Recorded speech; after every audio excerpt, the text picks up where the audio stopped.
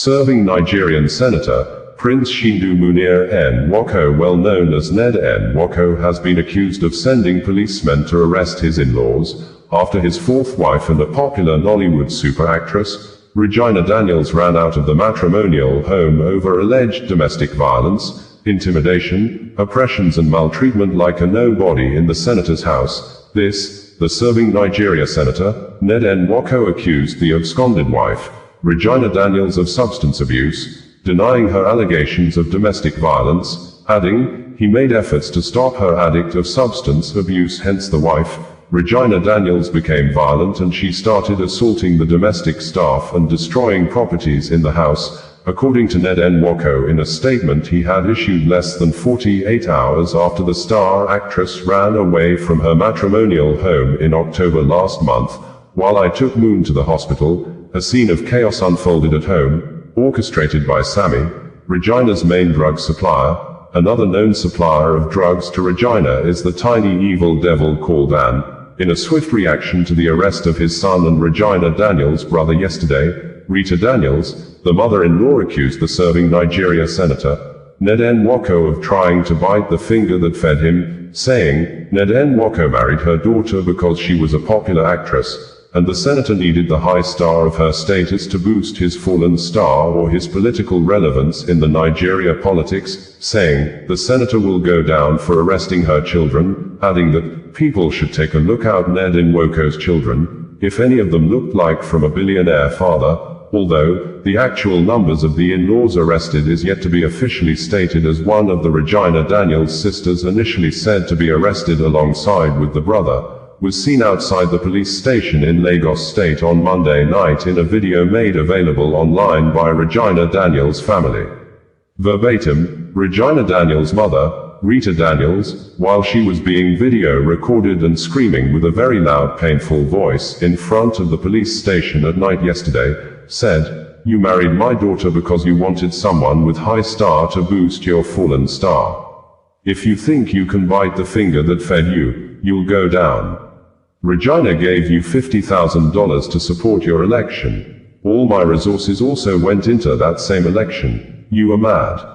Nigeria media reported that the arrests came days after actress Regina Daniels allegedly filed for divorce, accusing him of domestic violence. Calling out the senator amid the marital crisis on Monday, Regina disclosed that her elder brother and sister had been arrested. While appealing to the general public for urgent help, the 24-year-old, in a series of posts on her Instagram page, attributed her siblings, fellow contestants in the last concluded presidential election in Nigeria and Anambra State. Former Governor Peter Obi has said that the current president of Nigeria, Bola Ahmed Tinubu-led government, lacks the passion to stop the unwarranted killing of people in manners of criminal acts including terrorism, stressing that, while the insecurity did not start with the present government, what is most unfortunate is the lack and absence of competence, commitment, prudent use of resources, patriotism and passion on the part of APC-led government leaders to effectively govern, galvanize and lead Nigeria where no one is unwarrantedly oppressed and killed, a nation where peace, truth and justice reign. This, Peter Obi stated via his social media accounts on Monday evening in response to the United States. U.S. President Donald Trump announced plans to launch U.S. military action in Nigeria to wipe out terrorists killing Christians in the West Africa country. According to Peter Obi, the recent pronouncement by the U.S. government declaring Nigeria a country of particular concern, CPC, and indicating possible military action should give every well-meaning Nigerian serious concern. There is no doubt that Nigeria is experiencing an unprecedented level of insecurity with attendant carnage and the most shocking loss of lives and property. According to Amnesty International, over 10,000 people have been killed in Nigeria since May 2023, and as I have repeatedly lamented, the unwarranted and unprovoked killing of Nigerians is most condemnable, and all efforts must be made to bring it to a stop.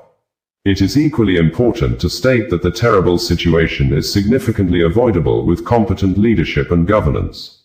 While the insecurity did not start with the present government, what is most unfortunate is the lack and absence of competence, commitment, prudent use of resources, patriotism and passion on the part of APC-led government leaders to effectively govern, galvanize and lead Nigeria where no one is unwarrantedly oppressed and killed, a nation where peace, truth and justice reign.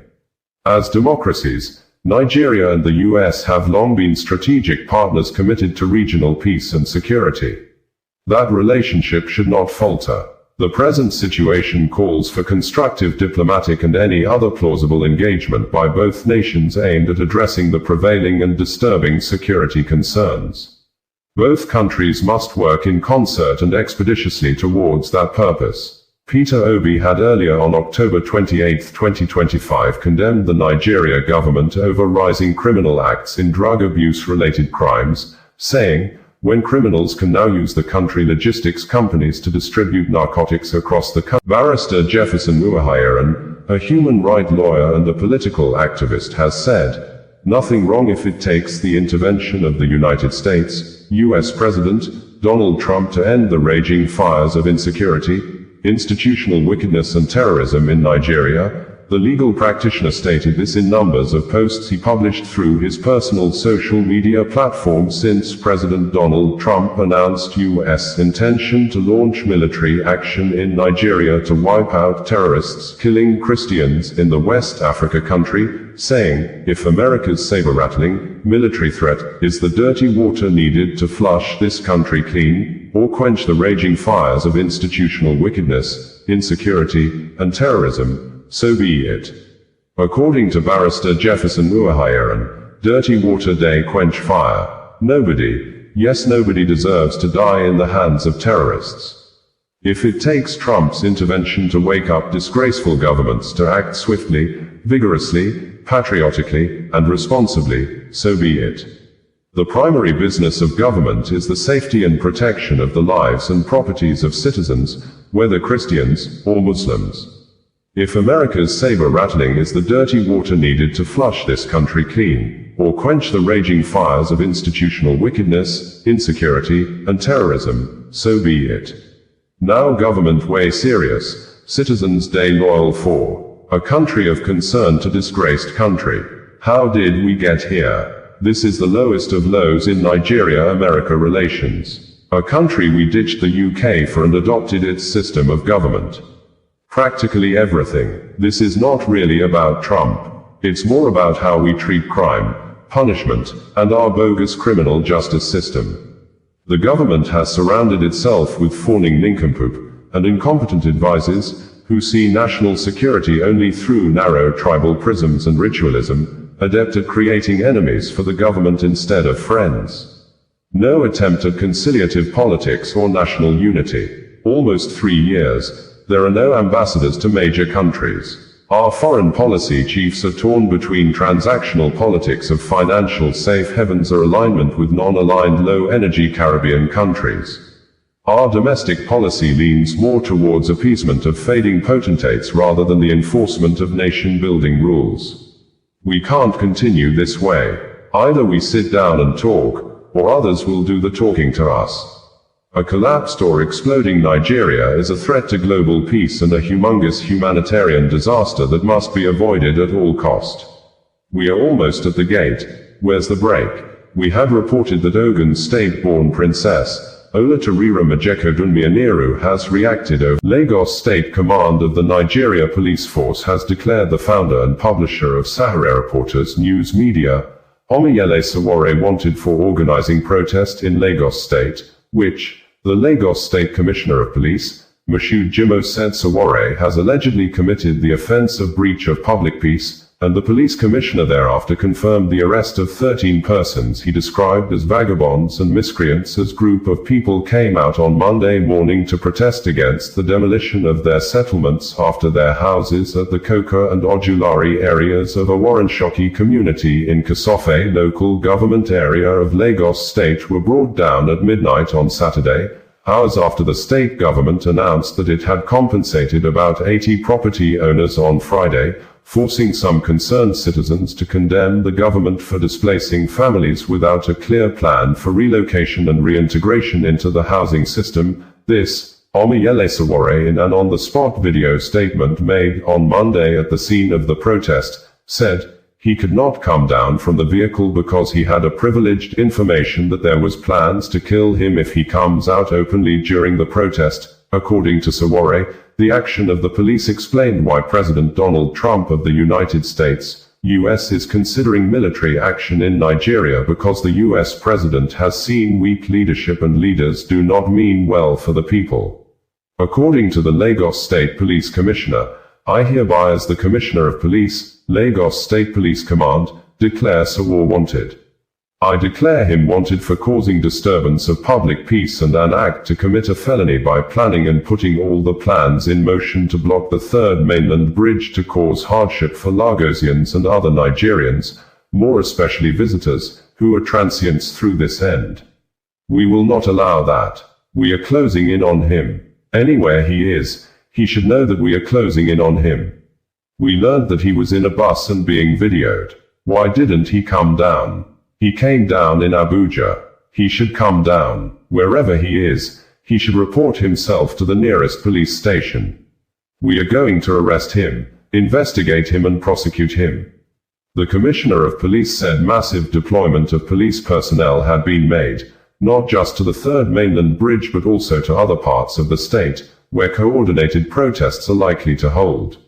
The police boss stressed that this location is vital to the city's economy and the well-being of commuters. We will not allow any action, peaceful or otherwise, that seeks to block the bridge and disrupt livelihoods. Any attempt to obstruct the third mainland bridge is a direct threat to public safety and national infrastructure.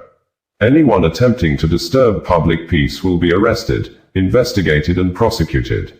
Ogun State-born Princess Olatunji Munir has reacted over the description of Nigeria as a disgraced country by President Donald Trump of the United States, U.S., saying, "The greatest contribution the United States and its allies can make at this pivotal moment is to support the genuine democratic emergence of visionary, credible, and people-centered Nigerian leaders, not the preservation of a kleptocratic status quo that has entrenched poverty, division and despair, calling on the international community for the urgent need to uphold democracy and human dignity amid President Trump's plans to begin U.S. military actions in Nigeria to end the killing of Christians in Nigeria."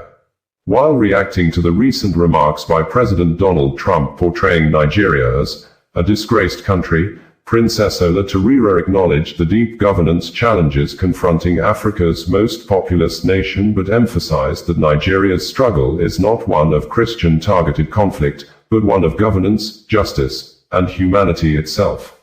The greatest contribution the United States and its allies can make at this pivotal moment is to support the genuine democratic emergence of visionary, credible, and people-centered Nigerian leaders, not the preservation of a kleptocratic status quo that has entrenched poverty, division and despair.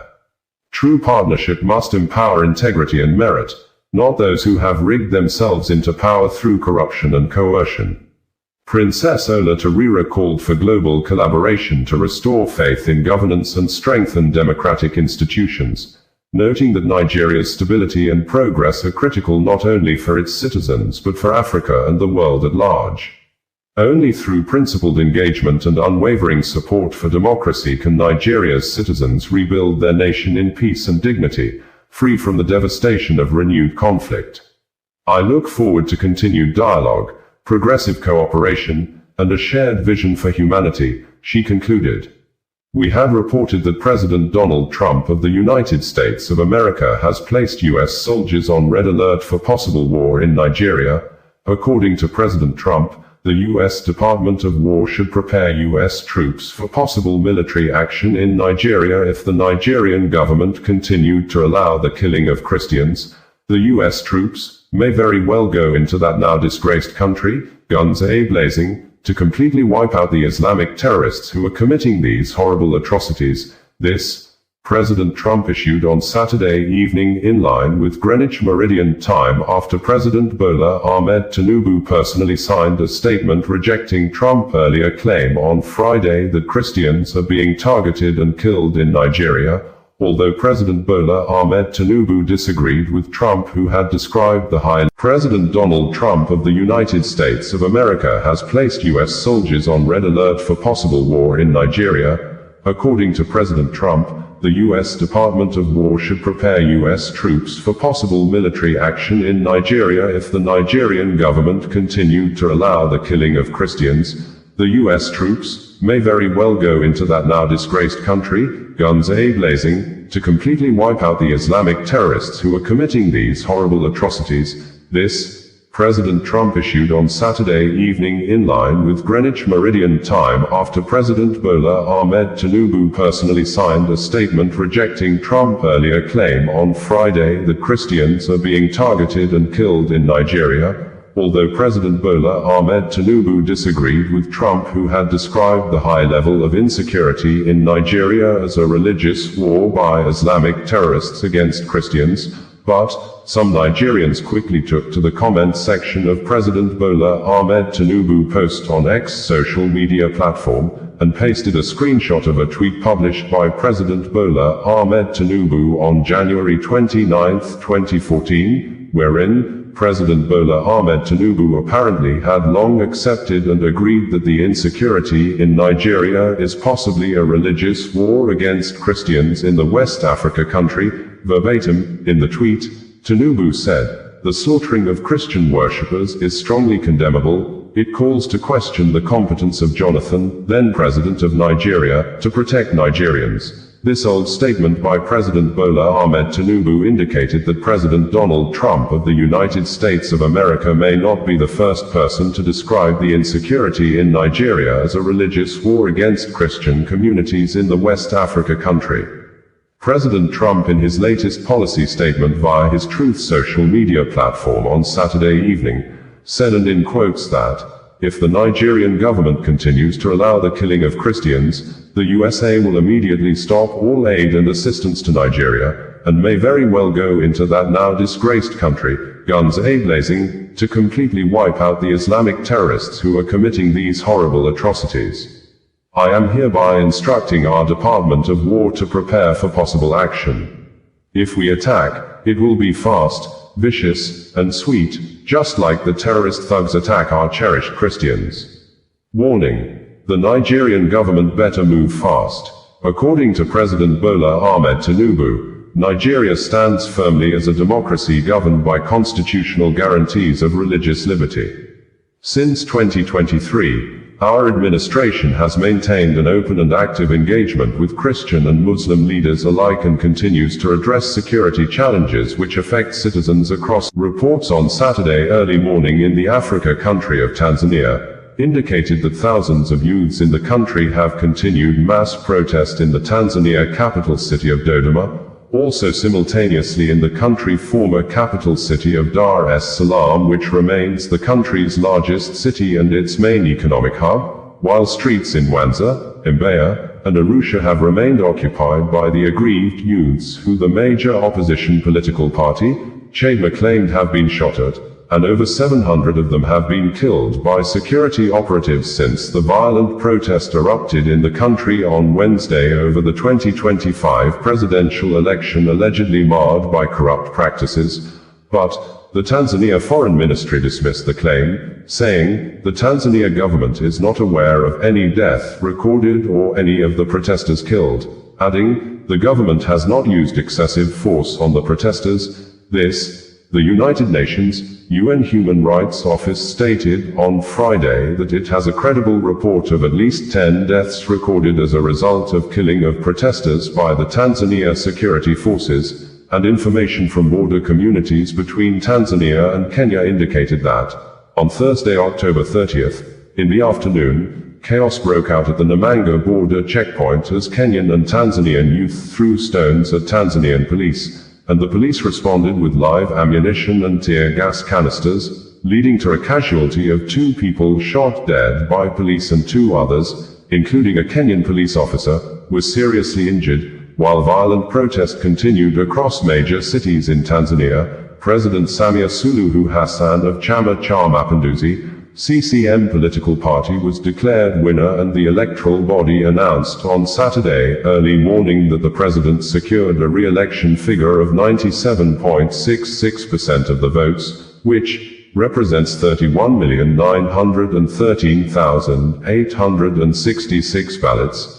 In the October 29, 2025 controversial presidential election boycotted by the country's main opposition political party, Chadema, which the Chadema political party did by not signing the Electoral Code of Conduct after the set deadline, and the Tanzania electoral body subsequently banned the Chadema political party from participating in the general election and all by-elections till 2030, and this is in addition to the disqualifications of challengers like Tundu Lissu of Chadema political party, the main opposition leader who remains detained since April 2025, and other serious challenger, Luhaga Mpina of ACT Wazalendo, was disqualified on technicalities. The final result showed Hassan 97.1 and 66% of the vote, dominating every Kingsley Kanunta Kanu, the younger brother to Mazi Nnamdi Kanu, in an ex-post as reshared by Barrister Uwoghiren, the coordinating lawyer for the detained Biafra Republic agitation leader. Mazi Nnamdi Kanu has given reasons why his elder brother had continued to defend himself on the ground of no case submission, saying, "The federal government of Nigeria, who made the accusations and filed the terrorism charges against the Biafra leader, has not been able to pinpoint any aspect of the Nigeria laws that should warrant his brother, Mazi Nnamdi Kanu, to enter defense," citing several court rulings that invalidated the federal government accusations against the detained Biafra leader. This, Kingsley Kanunta Kanu stated in reaction to the commentary of Dr. Sam Amadi, published on This Day newspaper, after the detained leader of the indigenous people of Biafra, Nnamdi Kanu, on Monday, abandoned his earlier plan to call witnesses in his ongoing trial before the Federal High Court in Abuja. Nnamdi Kanu, who is being prosecuted on 7 counts of terrorism charges brought against him by the federal government, last Friday, had prayed the court for an adjournment after informing the trial judge, Justice James Omotosho, that his former legal team, led by a former Attorney General of the Federation and Minister of Justice, Chief Kanu Agabi, San, had yet to release his case file to him. Though Nnamdi Kanu had earlier expressed his readiness to open his defense in a written application to the court, in which he indicated his intention to call witnesses and requested the issuance of witness summons, but, at the resumed hearing on Monday, Kanu told the court that upon reviewing the case file, he had concluded that there was no valid charge against him. Nnamdi Kanu argued that since he believed the charges were unlawful and that the prosecution had failed to establish any case, there was no need for him to proceed with his defense. According to Punch newspaper, the trial judge, Justice James Omotosho, directed Kanu to file a written address formally stating his position and to serve the prosecution accordingly. Justice Omotosho further advised the IPOB leader to consult experts in criminal law to understand the possible legal implications of his decision. The judge thereafter adjourned the case to November 4, 5, and 6 for the adoption of final written addresses, based either on Kanu's position that no case had been established against him or for him to proceed with his defense if he decides otherwise. Kingsley Kanunta Kanu's statement, as recirculated by Barrister Uwoghiren on Thursday, tagged, "Legal Rejoinder," to the misleading commentary by Dr. Sam Amadi, published in This Day of the 30th of October 2025, titled, "If I were Kanu, I would not refuse to write a defense." President Bola Ahmed Tinubu of Nigeria has issued a revised policy actions over the 2025 presidential pardons he had earlier granted to 175 persons, some of whom were convicted murderers, deadly kidnappers, which included Maryam Sanda, who had spent barely 6 years and 8 months at the Suleja Medium Security Custodial Center after she was convicted and sentenced to death by hanging over the killing of her husband, Bilyaminu Bello, in Abuja, who she stabbed 3 times repeatedly. This, President Bola Ahmed Tinubu, in his earlier presidential pardon granted to the 37-years-old convicted and condemned murderer, Maryam Sanda, had asked her to go home free because of her children, but, following public outcry and condemnation, in the revised version of the presidential pardons signed into law on October 21, 2025 and made available to the public by the presidency on Wednesday, October 29, 2025,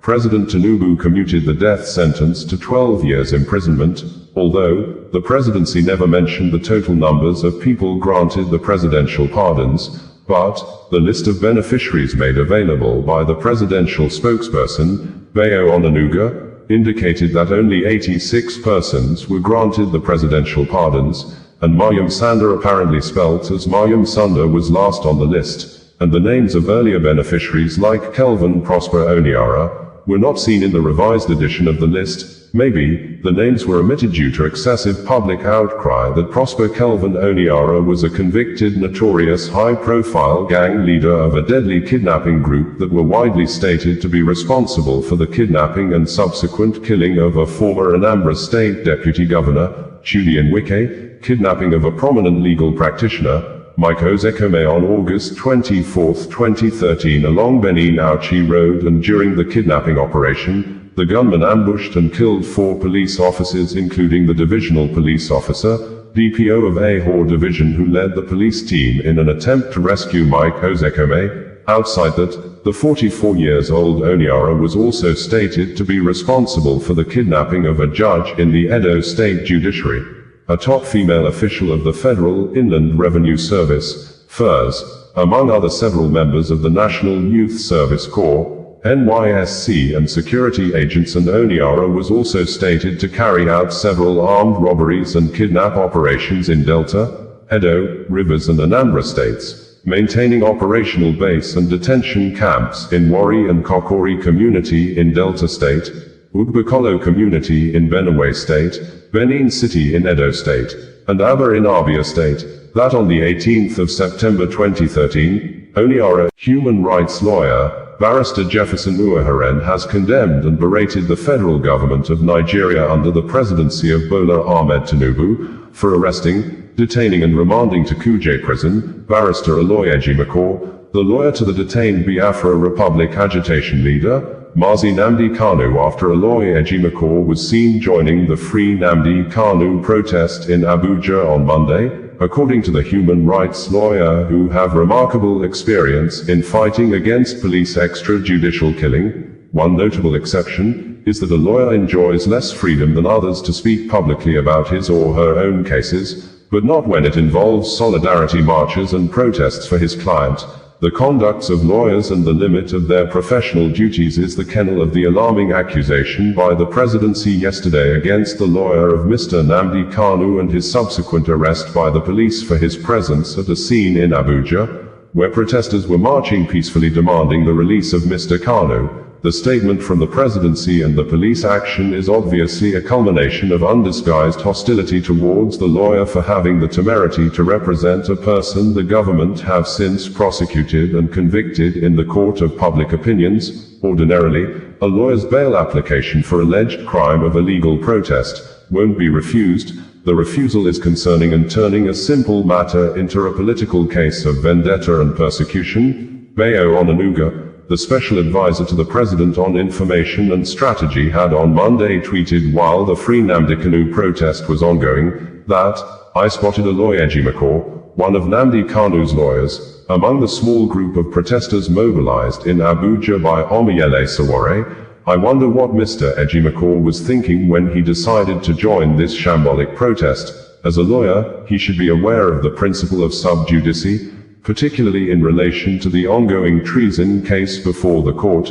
The prosecution has concluded its case, and it is now incumbent upon Mr. Ejimako and the other lawyers to mount a strong defense for Kanu, rather than focusing on preparing a strong case. Mr. Ejimako has resorted to extra-legal tactics, joining a career anarchist, to influence the process. Meanwhile, few hours ago, the organizer of the protest and the founder of Sahara Reporters News Media, Omoyele Sowore, stated via his social media accounts that, "We have been informed that plans are allegedly in place at Kuje prison to harm Nnamdi Kanu's younger brother, Fineboy, and Aloy Ejimako, his special counsel, inside Kuje prison by special orders assigned by the Asiwaju Bola Ahmed Tinubu."